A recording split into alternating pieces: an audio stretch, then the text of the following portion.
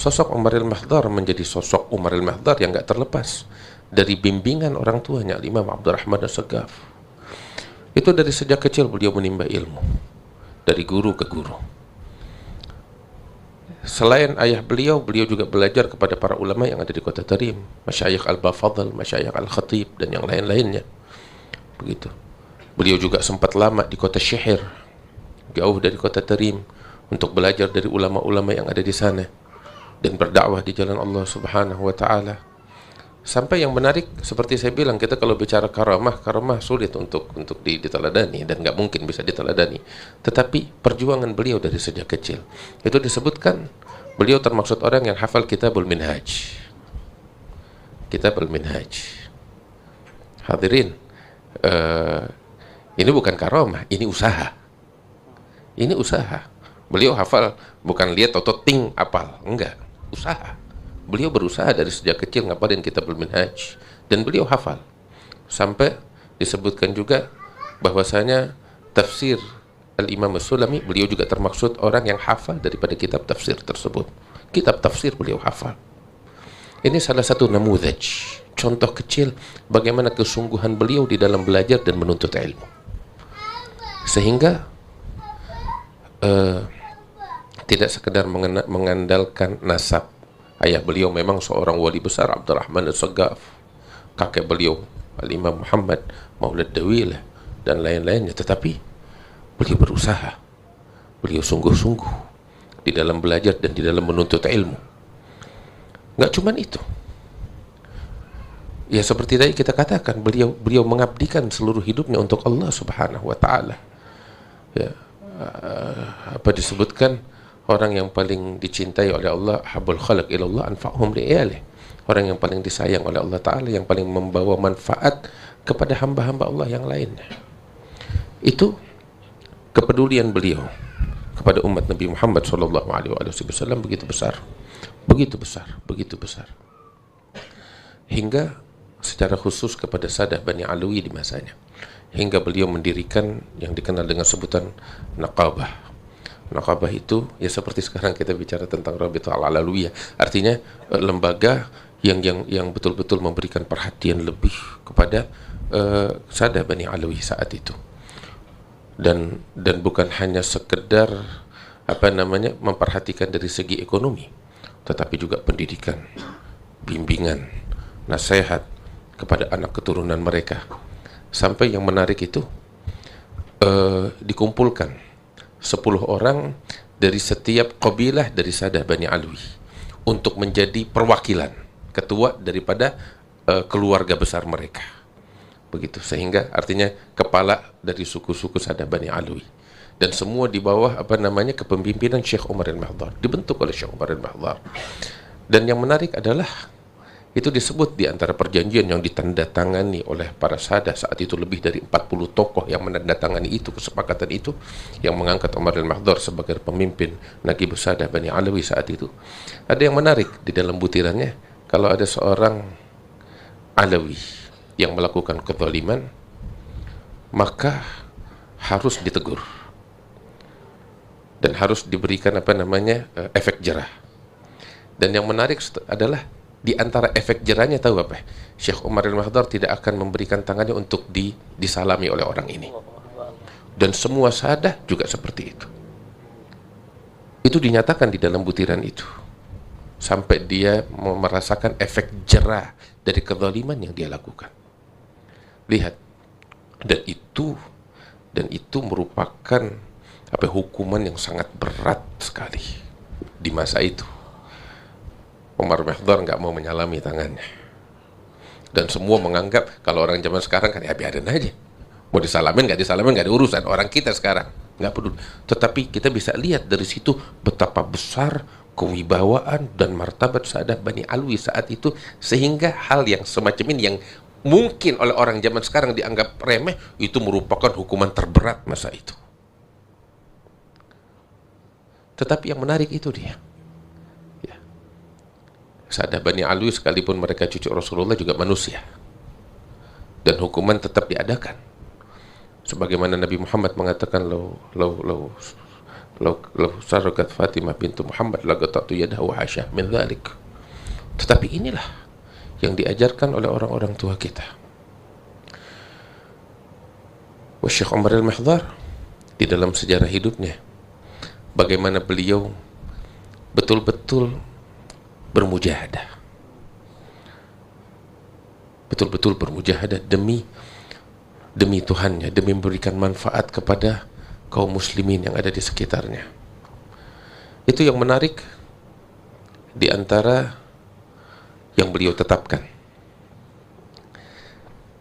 tentang urusan pernikahan. Tentang urusan pernikahan. Sampai di antara yang beliau tetapkan itu, ketika beliau di dalam aturan yang beliau tetapkan sebagai seorang Nagibul Alawiyin, adalah bagaimana tentang urusan pernikahan, kemudahan. Sebab ya kita nggak bisa menutup mata, pernikahan itu mempunyai peran penting di dalam kehidupan kita. Sehingga di antara aturan yang beliau tetapkan itu sebagai seorang naqib antara Syarifah dengan seorang Alawi, ya, bahwasanya beliau itu menghimbau dan menganjurkan pernikahan antara yang miskin dengan yang kaya. Artinya tanpa melihat status ekonomi, saling melengkapi satu sama lain.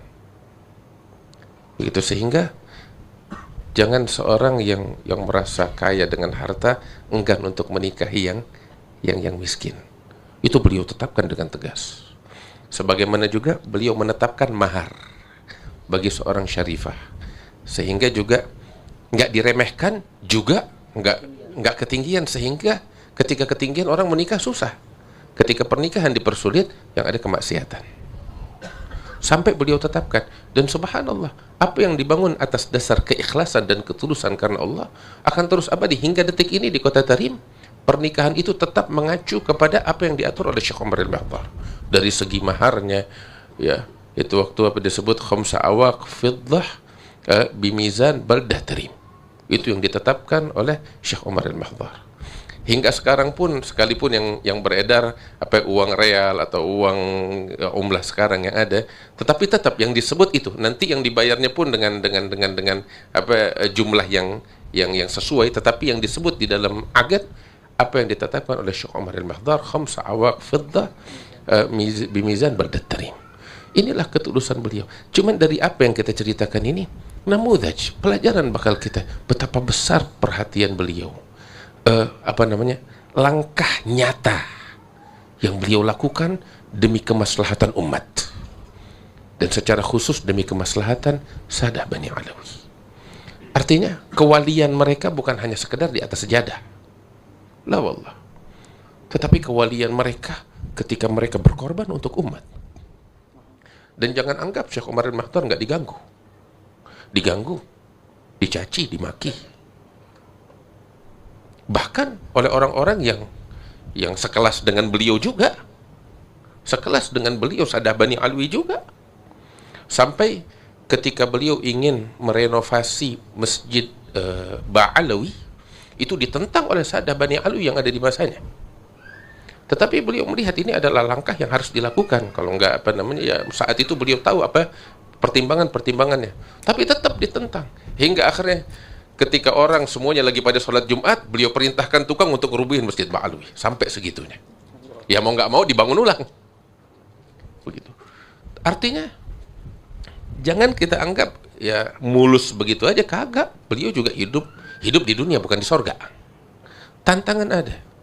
Tetapi semua itu berlalu ketika beliau tulus untuk Allah Subhanahu wa ta'ala. Satu hal, kejujuran kepada Allah ta'ala. Kejujuran kepada Allah. Dan orang yang jujur kepada Allah ta'ala itu yang istimewa. Habib Umar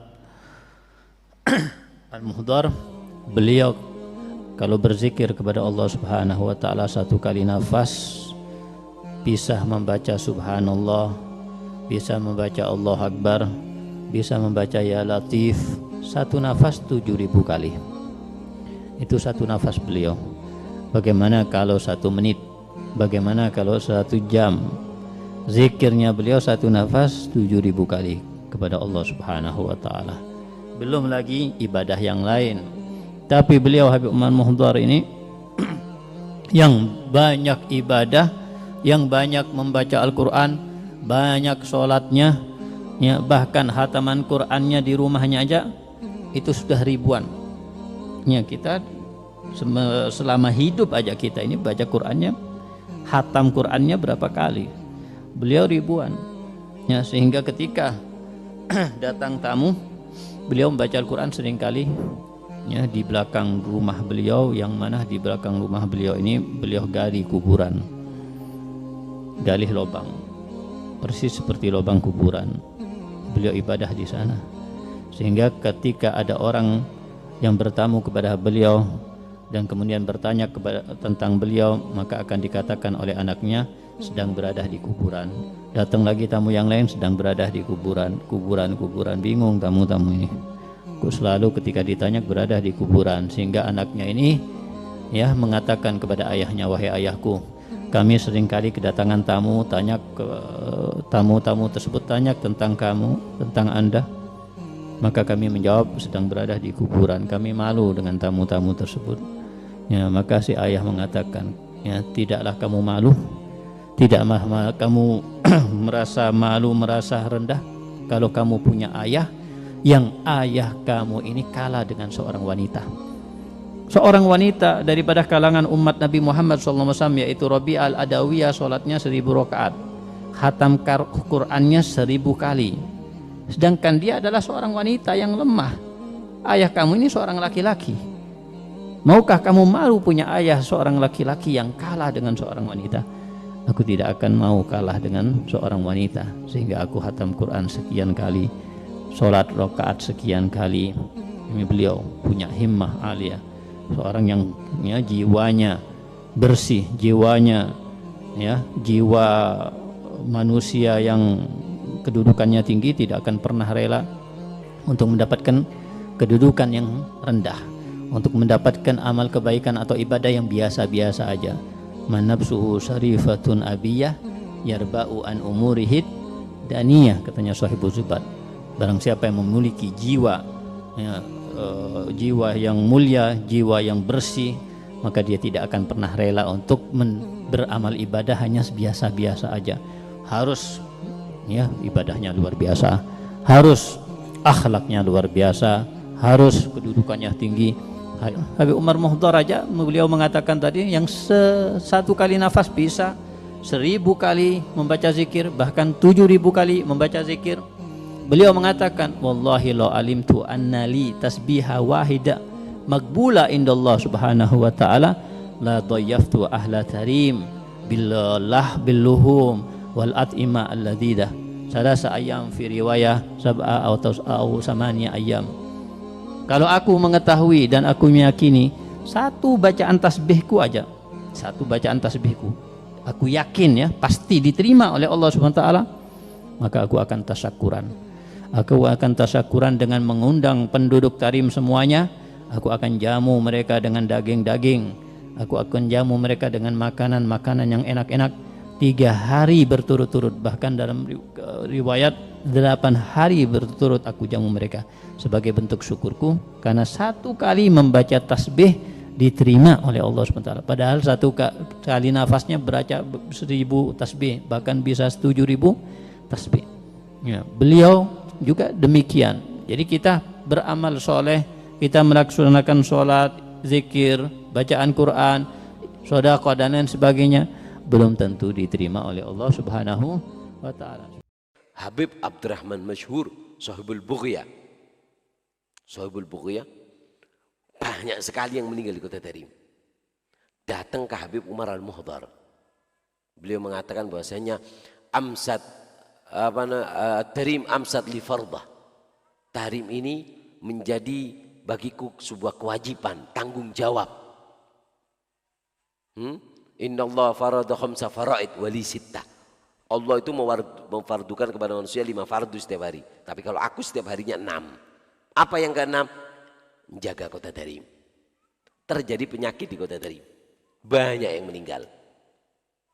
Habib Abdurrahman Masyhur dengan tongkatnya Sohibul Bughiyah datang ke makamnya Habib Umar Mukhtar. Ngomong, Habib, antum tagul, antum tahfadz tarim. Kau bilang kau jaga tarim. Kau bilang kau jaga kota tarim. Kau bilang tarim itu wajib. Ini banyak yang meninggal, Habib.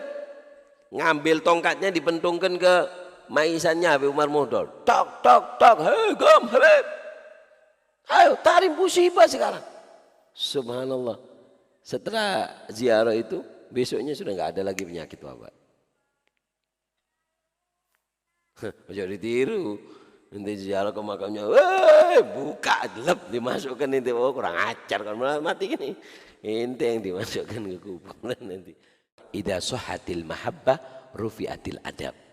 Orang itu kalau sudah cintanya sudah penuh, nggak ada namanya akhlak adab, itu nggak ada sudah. Artinya walaupun bentuknya kayak kurang sopan, tapi nggak, itu dikatakan sopan juga. Idza sahha. Kalau mahabbah sudah begitu kuat. Nah, coy lap-lapan, mati kaku tangan inti. Ya, sebagaimana juga Al-Imam Umar bin Abdurrahman As-Segaf, itu Umar Muhdar. Dia punya sawah, dia punya tempat itu, setiap dia menanam, kalau ada serangga yang makan tanaman dia, serangga itu hangus terbakar. Karomahnya Sayyidina Umar Al-Muhdar. Jadi hangus terbakar, ada tikus masuk ke dalam sawahnya. Ya, pengen keluar nggak bisa. Makan sepuasnya tikus tersebut, pengen keluar nggak bisa. Akhirnya apa? Ya, muter mati. Ada yang kebakar. Ya. Hebatnya sawah orang yang mana selalu dikeluarkan hartanya, diimpakkan hartanya untuk beribadah kepada Allah Subhanahu wa ta'ala.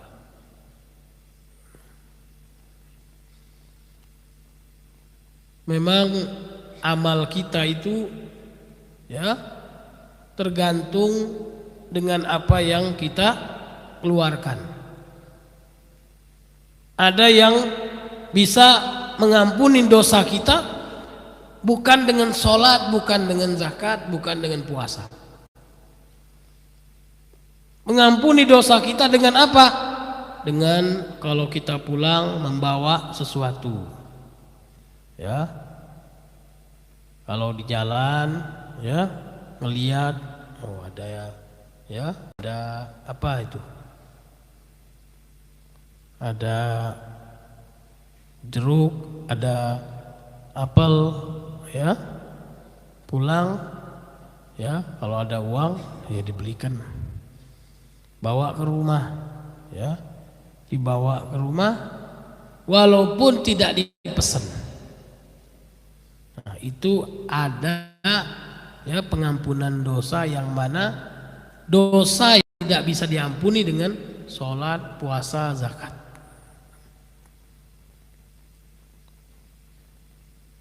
Jadi ada dosa-dosa kita ini yang mana dosanya itu tidak diampuni oleh Allah Subhanahu wa ta'ala, kecuali dengan apa? Dengan berkasih sayang kepada keluarga. Berdamai kepada keluarga. Jadi menyenangkan hati keluarga, apalagi yang kita senangkan adalah anak-anak yang masih kecil. Ya.